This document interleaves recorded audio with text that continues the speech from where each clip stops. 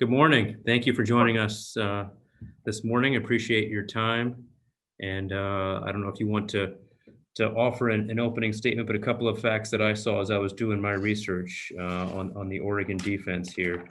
In the last 2 years under your direction, Oregon is second nationally with 9.2 points per game off turnovers. And watching the game a few Friday nights ago, the beginning of the game was 14-0 by virtue of 2 interceptions that you guys turned into to touchdowns. So maybe you could just start off talking about the importance of turnovers and how your creation of them has led to team success.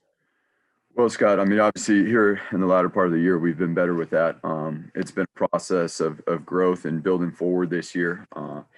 And obviously it's a direction we hope to continue on by our emphasis, by how we practice, by how we prepare. And, tip our hat to our players here and the coaches. We've, through the latter course of the year, we've been able to find a way to refocus on our blueprint, on our process to improve it, to grow forward down the stretch here. And obviously through this bowl prep as well, that's what we've been focused on. We have an unbelievable opportunity to play in the Fiesta Bowl against a top 10 opponent that is very disciplined, very well coached, and plays extremely hard. And so it's going to take every bit of that process, to prepare ourselves for the challenge. Coach, the other note I picked up from the team was that in the last 2 games, you've given up 1.7 yards per carry, rushing in those 2 games. And obviously on Saturday, you're going to be facing one of the best backs in the country in Breece Hall. If you could just talk a little bit about your overall strategy. I'm not going to dive into tactics and try and give away your game plan, but I appreciate that. And stopping or slowing down Breece Hall. I definitely appreciate that. The number one thing here is, it starts with their philosophy and their mentality. And obviously they got a tremendous back. Hall is a tremendous back. I mean, from his vision to his elite burst, his ability to break tackles. And obviously he has, a good O-line and tight ends that do a great job up front, changing windows. The coaches do a great job changing surfaces and changing the looks within the formations. And they do a great job executing it. And then again, obviously the vision for us, the vision and the patience of Hall and he's got an elite burst. And we are going to have our hands full. We've been obviously preparing the last couple of weeks and sharpening our fundamentals and our techniques to, because ultimately those are the things that make the scheme work. And so we've got to focus while we've got a great challenge with the personnel that we face. We've got to do a great job focusing on what we're doing and more importantly, how we're doing it. Sounds great. Thanks, Coach. I will open up the floor for questions. I'm going to start with Max Torres from Scoop Duck. Yeah, Andy, the play of the defensive line was, crucial to say the least, and you guys taking home that conference title. Talk about just what it's meant to have, I think, deeper overall depth, and then specifically what you've seen from Brandon Dorlus as he's kind of had a breakout year. Yes, there's no question. I mean, depth is everything up front. It's every play is a hand-to-hand combat fight up front, and so the more depth you can have, and the more depth obviously that you can develop over the course of the year. You have more fresh guys available through the course of a game. And obviously it's been a process over this year of continuing to grow the young players that are emerging, the young players that are providing more depth to the veteran players. And it allows us to keep snap counts at a rate where guys can play effective through the course of a whole game. And that's really been our focus. And, as we've had this shortened season and camp and things like that, we've been able to build on that here in the last few weeks, and we're hoping to continue to do so. And obviously, Brandon's been tremendous. Again, can't speak enough. We got to focus on finishing. He's got plenty of things he can continue to develop and get better at, and it all comes down to his focus. But he's been tremendous on the edge, and he's done a great job inside for a young guy like him to be able to play inside, play outside on the edge. That's been tremendous for us.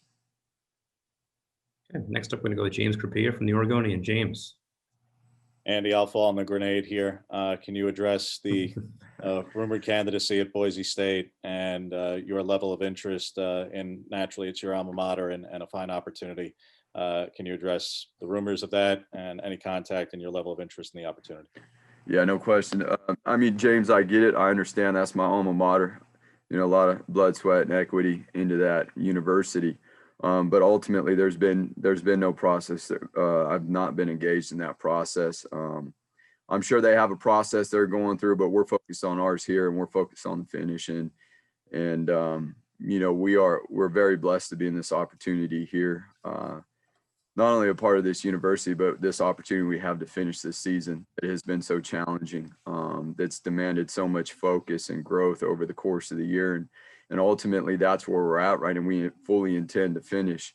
And that's where our focus is.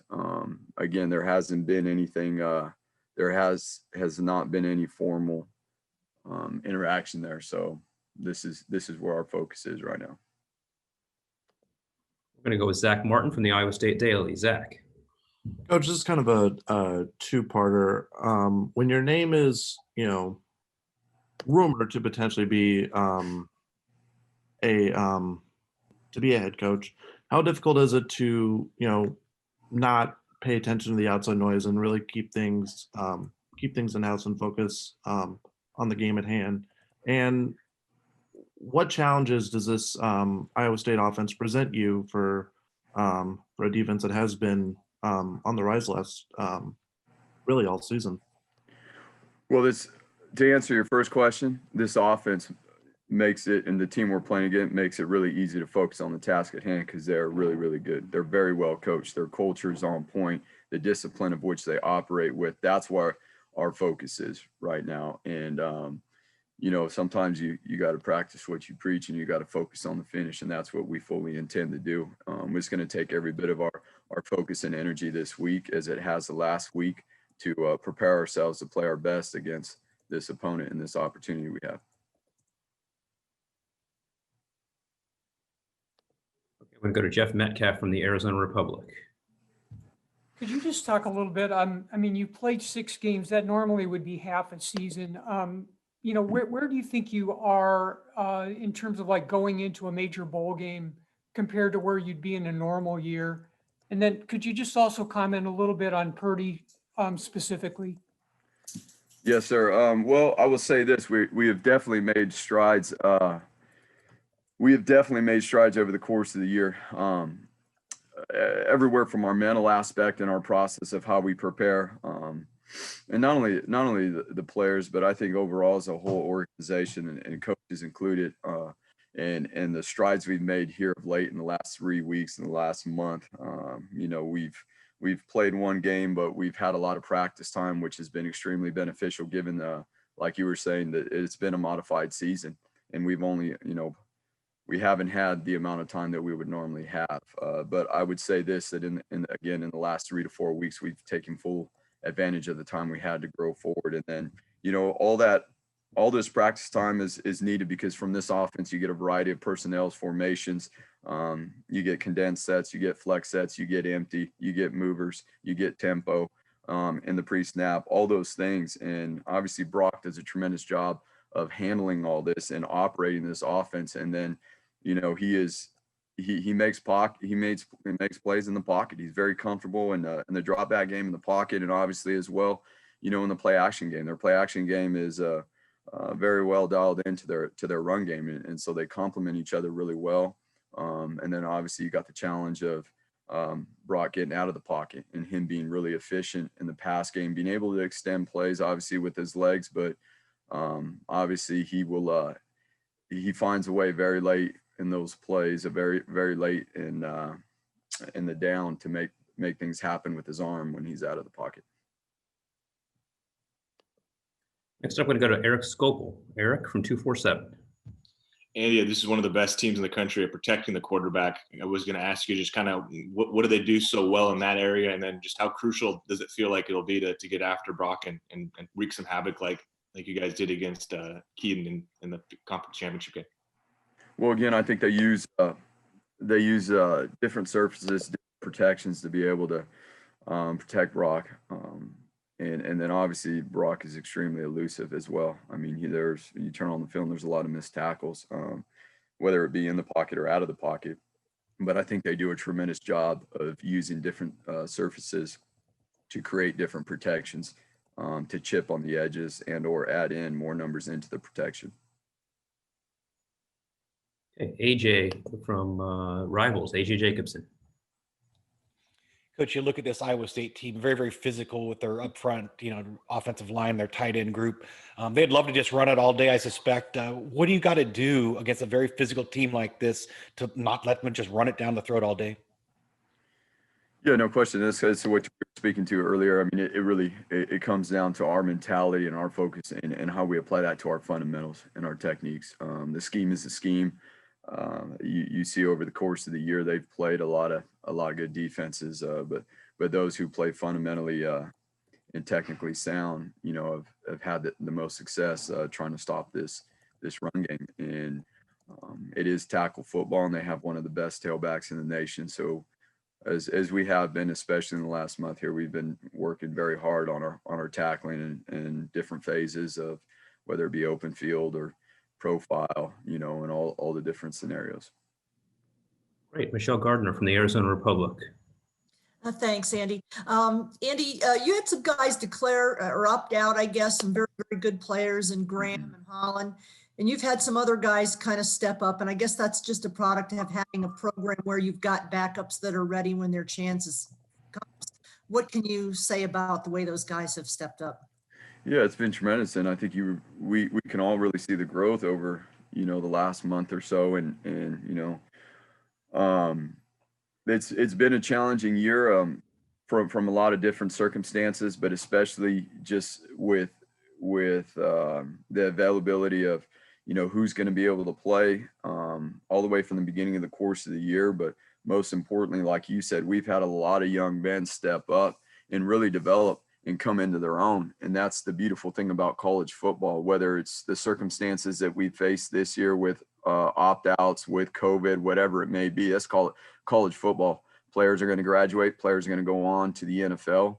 Ultimately, when you're doing things successfully and you're developing young men as young men into, and obviously as football players, they're going to have opportunities to go on. And so it's been tremendous really here, in the last month again, to see some of these young men emerge onto the scene. Obviously, Jamal Hill is one. We were talked about Dorless already, and there's a lot more that are doing a great job and that are well on their way. Thank you, Coach. We're going to go to Jesse Morrison from Arizona PBS, Cronkite News from Arizona State. Hey, Coach. I just wanted to know just what's different about this year in a bowl week, like just leading up, like as far as the events go, and just how is it different? Everything in between. This whole year, I mean, it's par for the course, right?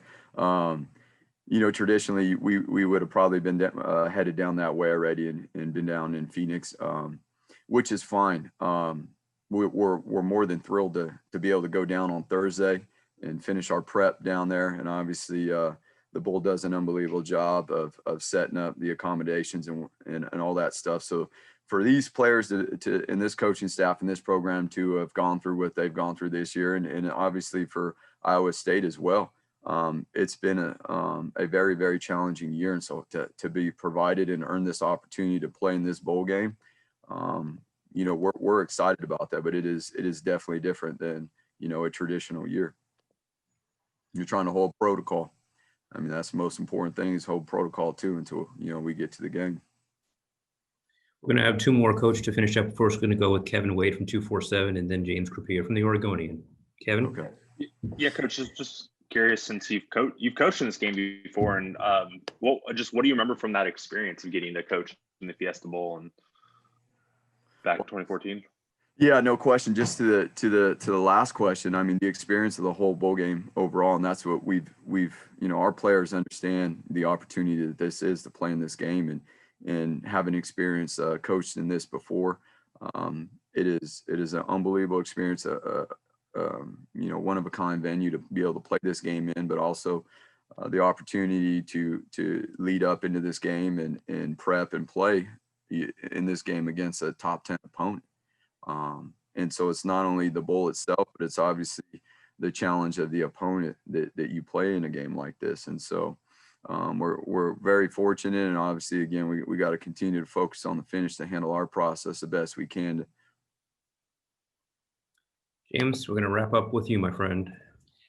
Andy, kind of a two-parter on personnel. One on Hutchinson. He was the number 10 JUCO receiver, and there aren't too many times where you see that kind of player necessarily deliver and be a leading receiver in the FBS or the Power 5, the following year. What makes him so effective in that role? And Brandon mentioned that Wisconsin may be a little bit similar schematically. I know they did multi-tight ends, but have you played much of a 13 personnel team that wasn't triple option necessarily? Because this is just different. I mean, it's just kind of a unique scheme. So Hutchinson, and like I say, the uniqueness of this 13 personnel. Well, James, Hutchinson, starting off with your first question, very dynamic. Very dynamic. You can see that his speed and his acceleration in and out of his transitions is elite. Very, very good ball skills, and he is a big target. They've got a lot of big targets, of course. I mean, that's all over the film, and then you don't even need to verify by looking at the roster about their length and size on offense, but the type of speed and acceleration that he possesses. And there's plenty of plays where you can see where once he gets it and he's in the open field, he can pull away. To your question about the multi-tight end sets and personnels, ironically enough, we've had a couple opponents that we've had a game plan for and we started to prep for that we didn't play against, that were teams that used 2 tight ends, 3 tight ends. So we've fortunate enough in the last month behind the scenes, we've been able to get some more work at seeing some of those sets and obviously how we aligned and how we adjust to those things. All right. Thank you very much, Coach Avalos. Welcome back to the PlayStation Fiesta Bowl. We'll be excited to have you at State Farm Stadium once again. I appreciate it, Scott. Thank you. All right. Thank you. Happy holidays and good luck with the prep. Same to you.